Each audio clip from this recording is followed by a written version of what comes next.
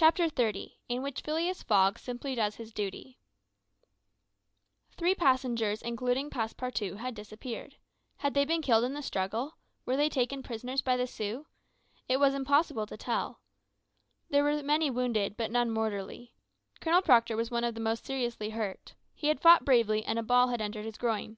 He was carried into the station with the wounded passengers, to receive such attention as could be of avail. Auda was safe, and Phileas Fogg, who had been in the thickest of the fight, had not received a scratch. Fix was slightly wounded in the arm. But Passepartout was not to be found, and tears coursed down Auda's cheeks. All the passengers had got out of the train, the wheels of which were stained with blood. From the tires and spokes hung ragged pieces of flesh. As far as the eye could reach on the white plains behind, red trails were visible. The last Sioux were disappearing in the south, along the banks of the Republican River. Mr. Fogg, with folded arms, remained motionless. He had a serious decision to make. Auda, standing near him, looked at him without speaking, and he understood her look. If his servant was a prisoner, ought he not to risk everything to rescue him from the Indians? "I will find him, living or dead," he said quietly to Auda. "Ah, Mr. Fogg!" cried she, clasping his hands and covering them with tears. "Living," added Mr. Fogg, "if we do not lose a moment." Phileas Fogg, by this resolution, inevitably sacrificed himself. He pronounced his own doom. The delay of a single day would make him lose the steamer at New York, and his bet would be certainly lost. But, as he thought, "It is my duty," he did not hesitate. The commanding officer of Fort Kearny was there. 100 of his soldiers had placed themselves in a position to defend the station, should the Sioux attack it. "Sir," said Mr. Fogg to the captain. 3 passengers have disappeared." "Dead?" asked the captain. "Dead or prisoners? That is the uncertainty which must be solved. Do you propose to pursue the Sioux?" "That's a serious thing to do, sir," returned the captain. "These Indians may retreat beyond the Arkansas, and I cannot leave the fort unprotected." "The lives of 3 men are in question, sir," said Phileas Fogg. "Doubtless, but can I risk the lives of 50 men to save 3?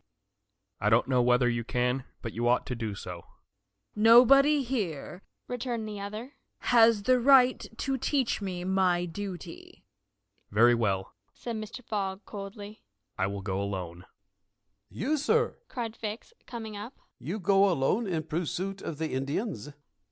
"Would you have me leave this poor fellow to perish? Him to whom every one present owes his life?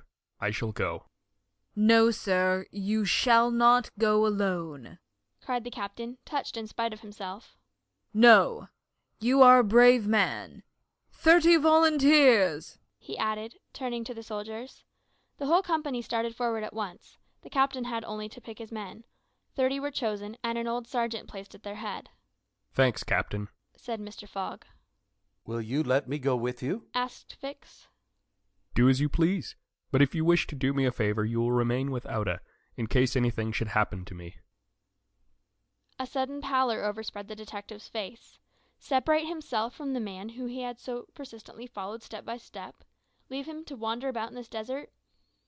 Fix gazed attentively at Mr. Fogg, and despite his suspicions and of the struggle which was going on within him, he lowered his eyes before that calm and frank look. "I will stay," said he.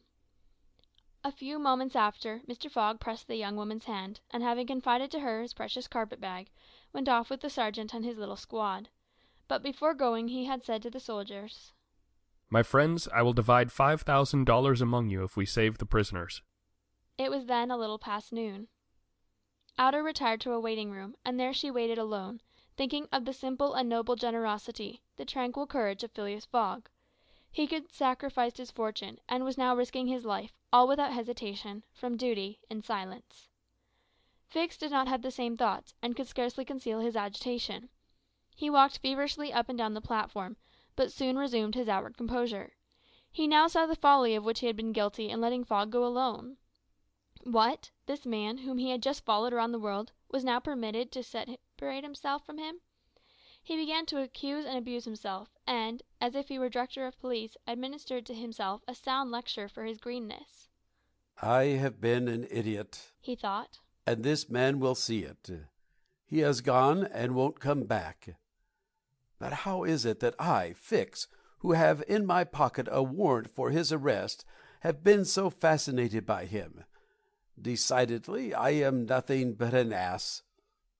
So reasoned the detective, while the hours crept by all too slowly. He did not know what to do. Sometimes he was tempted to tell Auda all, but he could not doubt how the young woman would receive his confidences. What course should he take? He thought of pursuing Fogg across the vast white plains. It did not seem impossible that he might overtake him. Footsteps were easily printed on the snow. But soon, under a new sheet, every imprint would be effaced. Fix became discouraged. He felt a sort of insurmountable longing to abandon the game altogether. He could now leave Fort Kearney station and pursue his journey homeward in peace. Towards 2 o'clock in the afternoon, while it was still snowing hard, long whistles were heard approaching from the east. A great shadow, preceded by a wild light, slowly advanced, appearing still larger through the mist, which gave it a fantastic aspect. No train was expected from the east, neither had there been time for the succour asked by telegraph to arrive. The train from Omaha to San Francisco was not due till the next day. The mystery was soon explained. The locomotive, which was slowly approaching with deafened whistles, was that which, having been detached from the train, had continued its route with such terrific rapidity, carrying off the unconscious engineer and stoker. It had run several miles, when, the fire becoming low for want of fuel, the steam had slackened, and it had finally stopped an hour after, some 20 miles beyond Fort Kearney. Neither the engineer nor the stoker was dead, and after remaining for some time in their swoon, had come to themselves. The train had then stopped. The engineer, when he found himself in the desert, and the locomotive without cars, understood what had happened. He could not imagine how the locomotive had become separated from the train, but he did not doubt that the train behind was in distress. He did not hesitate what to do. It would be prudent to continue on to Omaha, for it would be dangerous to return to the train, which the Indians might still be engaged in pillaging. Nevertheless, he began to rebuild the fire in the furnace. The pressure was again mounted, and the locomotive returned, running backwards to Fort Kearney. This it was which was whistling in the mist. The travellers were glad to see the locomotive resume its place at the head of the train. They could now continue the journey so terribly interrupted. Auda, on seeing the locomotive come up, hurried out of the station, and asked the conductor, "Are you going to start?" "At once, madam." But the prisoners, our unfortunate fellow travellers." "I cannot interrupt the trip," replied the conductor. "We are already 3 hours behind time." "And when will another train pass here from San Francisco?" "Tomorrow evening, madam." "Tomorrow evening? But then it will be too late. We must wait." "It is impossible," responded the conductor. "If you wish to go, please get in." "I will not go," said Auda. Fix had heard this conversation. A little while before, when there was no prospect of proceeding on the journey, he had made up his mind to leave Fort Kearney; but now that the train was there, ready to start, and he had only to take his seat in the car, an irresistible influence held him back. The station platform burned his feet, and he could not stir. The conflict in his mind began again. Anger and failure stifled him. He wished to struggle on to the end. Meanwhile the passengers and some of the wounded, among them Colonel Proctor, whose wounds were serious, had taken their places in the train. The buzzing of the overheated boiler was heard, and the steam was escaping from the valves. The engineer whistled, the train started, and soon disappeared, mingling its white smoke with the eddies of the densely falling snow. The detective had remained behind. Several hours passed. The weather was dismal, and it was very cold. Fix sat motionless on a bench in the station. He might have been thought asleep. Auda, despite the storm, kept coming out of the waiting room, going to the end of the platform, and peering through the tempest of snow, as if to pierce the mist which narrowed the horizon around her, and to hear, if possible, some welcome sound. She heard and saw nothing. Then she would return, chilled through, to issue out again after the lapse of a few moments, but always in vain. Evening came, and the little band had not returned. Where could they be? Had they found the Indians, and were they having a conflict with them, or were they still wandering amid the mist? The commander of the fort was anxious, though he tried to conceal his apprehensions. As night approached, the snow fell less plentifully, but it became intensely cold. Absolute silence rested on the plains. Neither flight of bird nor passing of beast troubled the perfect calm. Throughout the night, Auda, full of sad forebodings, her heart stifled with anguish, wandered about on the verge of the plains. Her imagination carried her far off, and showed her innumerable dangers. What she suffered through the long hours it would be impossible to describe.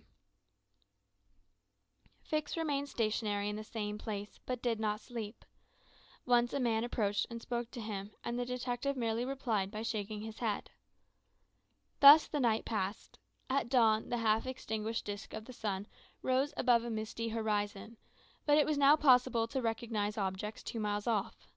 Phileas Fogg and the squad had gone southward. In the south all was still vacancy. It was then 7 o'clock. The captain, who was really alarmed, did not know what course to take. Should he send another detachment to the rescue of the first?